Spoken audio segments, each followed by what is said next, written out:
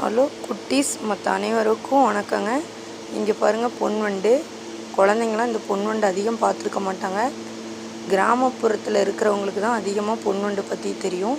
இது கோணக்காய் மரம், கொடுக்கா புளிங்கிற மரத்துலேருந்து இருக்குங்க. இது மழை காலத்தில் அந்த மரத்தில் அதிகமாக கிடைக்கும்.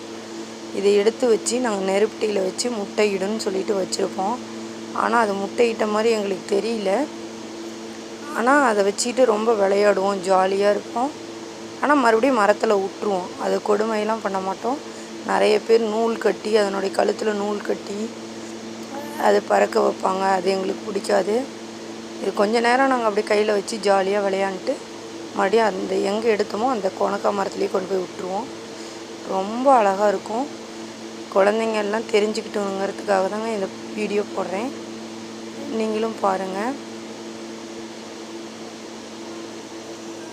நன்றிங்க. வாழ்க வளமுடன்.